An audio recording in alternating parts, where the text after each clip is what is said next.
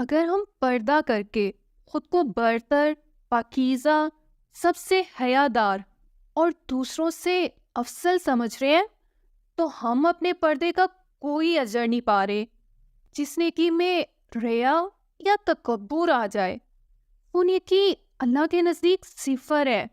پھر اس کے بعد بے پردہ خواتین کا مذاق اڑانا، ان پہ طنز کرنا، انہیں گنہگار سمجھنا، ان کی غیبت کرنا، اس سے بھی برا فعل ہے۔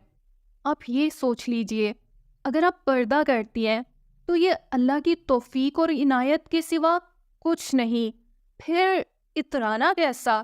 اور رہی بات ماں باپ کی تربیت کی، تو اگر آپ تکبر کا شکار ہیں، محفل میں لوگوں کو ڈسکس کرتی ہیں یا کسی کو کمتر سمجھتی ہیں، تو یہ ٹائٹل بھی ماں باپ کی تربیت کو جائے گا۔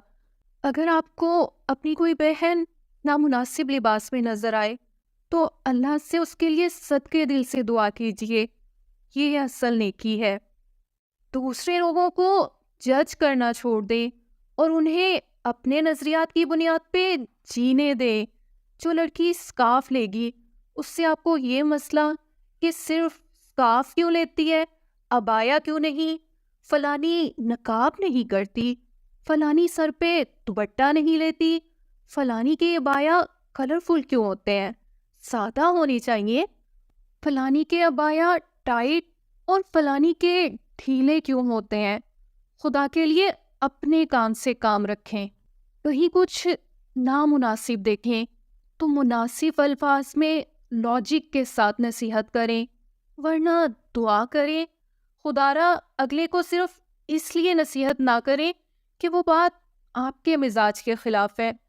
کوئی بھی شخص آپ کے مزاج کا پابند نہیں۔ یاد رکھیے، دعوت دین کا حکم بھی اللہ کے لیے ہوتا ہے، ذاتی مفاد یا ذاتی پسند ناپسند کے لیے نہیں۔ یاد رکھیے، آپ کا ہر وہ نیک عمل جو آپ کو تکبر میں مبتلا کرے وہ بے اجر ہے۔ آپ کا ہر وہ لفظ جو کسی کی دل آزاری کرے تو کعبہ ڈھا دینے کے برابر ہے۔